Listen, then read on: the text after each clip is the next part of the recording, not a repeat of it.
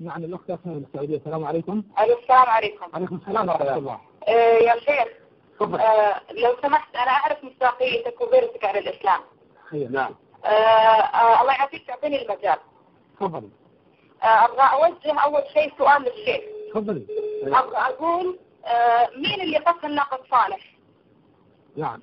هو واحد وهو أول شخص أولي صح؟ طيب. لكن ربي إسقى بالآية قام فذبحوها. سبحانه وتعالى. هذه البقرة. نعم. المهم لا عقروها فدمدم عليهم ربهم. فعقروها نعم. أيوة. قوم صالح كلهم ما ذبحوها لكن كانوا موافقين على ذبح الناقة ولذلك ربي دمدم عليهم. والآن الأمريكان موافقين على ذبح الفلسطينيين. نعم. ويعطونهم الأسلحة. نعم. صح ولا لا؟ تفضلي. لا مو صح لا. طيب معنات ربي إذا نزل العقاب راح ينزله عليهم كلهم وعلينا احنا برضو لانه ساكتين على هذا الشيء. وبعدين القرآن ليس حكرة على علماء السعوديين. القرآن لكل المسلمين واحنا نفهمه. فسر لي الآية وإذ عاقبتم فعاقبوا وإذ عوقبتم به. الله يعافيك يا شيخ لا تقاطعني. طيب أسمع غلط الآية. استنى علي. وإذ عاقبتم فعاقبوا بمثل ما عوقبتم به. الجهاد الآن فرض عين مو بس أنتم اللي تفهمون القرآن. أنا فيك الخير يا أسماء. نعم الآن الجهاد فرض عين على أن المرأة تخرج من غير إذن زوجها والابن يخرج من غير إذن أبيه. وبعدين لا تضلون الأمة هكذا تضلون الأمة. طيب أنتم السؤال يا أسماء. جزاك الله خير. خلاص ولا طيب. وبعدين انصر أخاك ظالما أو مظلوما لا يجوز في أي حال من الأحوال. وبعدين وين الجهاد؟ أين الجهاد؟ طيب. أين هو؟ أين نحن من جهاد المسلمين؟ الله المستعان يا أسماء. نعم. إذا فسد العلماء وفسد الأمراء فسد الأمة. نعم صحيح. حلفنا الجهاد أين الجهاد؟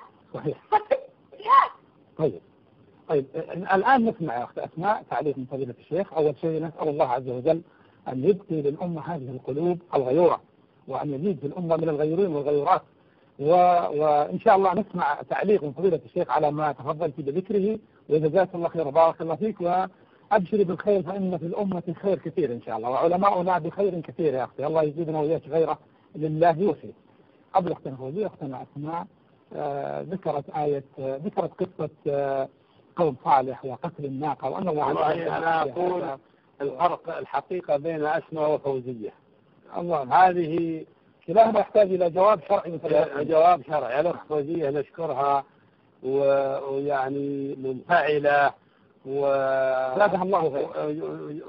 لا يزيدها الله غير في المعتدلة. لا غير في الحق. ما نريد غيرة جائرة. لا غير في الحق. ما تقول القرآن للسعوديين وش هالكلام. لا نحن ما ينبغي هالكلام ولا حد هالكلام. لا لازم يرد عليه يا شيخ. أقول أنتم توجهون شيخ الآن تفضل القرآن السعوديين عن هالكلام ده. أحد قال القرآن السعوديين؟ لا ما حد قال. قلة الحياة ده. لا يا شيخ هي ترى لا ليش تقول القرآن السعوديين؟ نعم أنا قال القرآن السعوديين. نعم ليس للسعوديين لا حد طبعا. كلام قبيح ده. هذا ليس بقول. أما الآيات القرآنية كيف امرأة تجادل بهذه وهي لا تستطيع أن تلفظ بآيات القرآن لفظا صحيحا عشان تتعلم منكم. تعلم القرآن قبل أن تلفظ للناس وتجادل بمجلس علمي والقرآن للسعوديين. من قال القرآن السعودي؟ من قال هالكلام؟ لا هذه قولة. احنا نحترم العلماء ونحترم البلدان ونحترم الناس كلهم ونقول ما يمليه علينا إن شاء الله ديننا أن نقول كلمة الحق إن شاء الله. نعم. أما الكلام اللي تقول الأمريكان كلهم راضين على ما تفعله أمريكا. من قال هالكلام ده؟ الأمريكان وغير الأمريكان المقيمين هناك في أمريكا كلهم موقعين على قرارات الولايات المتحدة وعلى ظلمها للعرب في فلسطين. أما يا أخت فوزية ما سمعت يا أخت أسماء ما سمعت كلامنا السابق وقلنا بأن أمريكا مخطئة مجرمة ظالمة لكن نقول الآمنين يقتلون الآمنين، وأتمنى أنك أنت في تلك العمارة. لا إن شاء الله، لا إن شاء الله. إلا ليش تقول هالكلام؟ لا يوضح لها يا شيخ. الله يحفظك. الله يهديها لك. أستغفر الله، جزاك الله خير. الله يهديك. أنا أهدأ شوية. الله لا ينفع من فعلت فيه. الله يحفظك. يعني ما لها حد تقول هالكلام. نعم. يعني لو كانت هي لو كانت من الموقع قالت غيرها كلام، أما وهي بعيدة فقل تعالوا اضربوا الآمنين واقتلوا الآمنين. العوائل هناك رملة ويبكون، أطفال أصبحوا أيتام وغير ذلك، وما لهم يد في هذا الأمر، ولا الشعب الأمريكي كله وين كلهم يقرون فعل أمريكا بإسرائيل. نعم. لا هو في فلسطين وإذن لا يقرونها. ولا تزر وازرة وزر أخرى.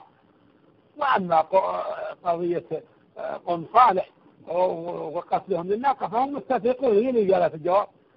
هم قدموا لهم رئيس واتفقوا وعارضوا النبي صالح، فهم مجرمون جميعا. والذي يرضى أيضا يأخذ العقوبة مع الراضي كالفاعل. فالحقيقة لك أسمع هداها الله عليها أن تتريث وأن تقرأ، ويبدو أنها يعني عندها علم فيها خير، لكن أخذتها الغيرة وتسمع للإعلام. لا ما ينبغي أن ندور في الكلام ونبالغ. القرآن للسعوديين من ذا كلام؟ يعني أنت عندك حقد على علماء المملكة. لا إن شاء الله. أجل ليش تقول القرآن للسعوديين من ذا كلام؟ لعلها زلة إن شاء الله. الله يعفو عنها. الله يعفو عنها. لا الإنسان ما يتكلم. اللي بغينا ناخذ الكلام على ظهره كلام خطير. لا إن شاء الله تتوب إلى الله من هالمقالة دي.